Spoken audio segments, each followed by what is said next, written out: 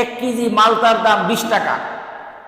এটা বাংলাদেশে আসার পরে সরকার এখান থেকে আরো 120 টাকা ট্যাক্স নেয়, যেটা দাম হচ্ছে কত? 140 টাকা।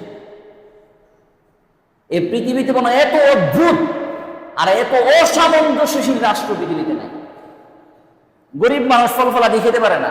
আমার এক ফ্রেন্ড থাকে আজহারে, সে আমাকে ভিডিওতে দেখাচ্ছে ওরা ওই যে আপনারা খেজুর, কমলা, তারপরে ওই যে বিভিন্ন কমলা যে আমরা বাজারে পাই, এরা 16 পাউন্ড যেটা মিশরের 16 পাউন্ডে কিনতেছে প্রতি কেজি। বাংলাদেশের দাম হলো 21 টাকা। বাংলাদেশি টাকায় কত? 21 টাকা বাংলাদেশি টাকায়। তাহলে কত কম, মিশরে কত কম।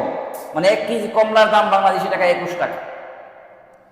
খেজুর বস্তা কে বস্তা বিক্রি করতেছে, জিজ্ঞেস করলাম কত করে, বলছে 12 পাউন্ড 10 পাউন্ড, বাংলাদেশি টাকায় 14 টাকা 15 টাকা কেজি। আর আমরা খেজুর খাই 1000 টাকা কেজি।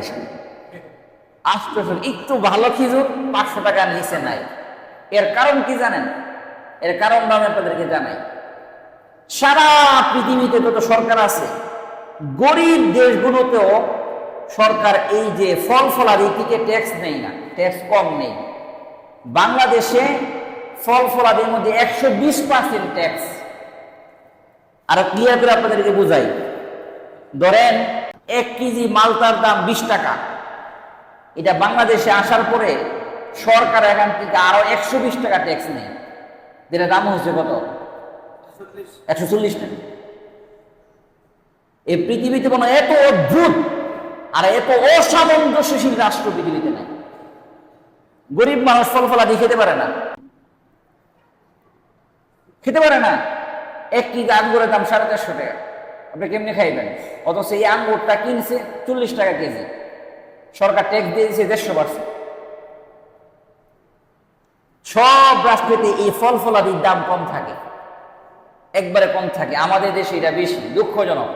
দোয়া করি আল্লাহ এমন কাউকে শাসক বানাক যেগুলো কমাই দিবা, আমিন করে।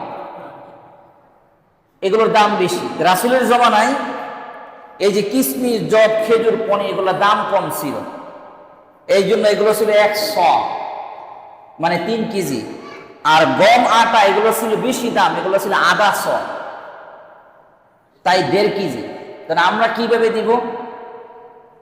যেহেতু আমাদের দেশে সর্বনিম্ন টাকা হিসাব করা হয়, গম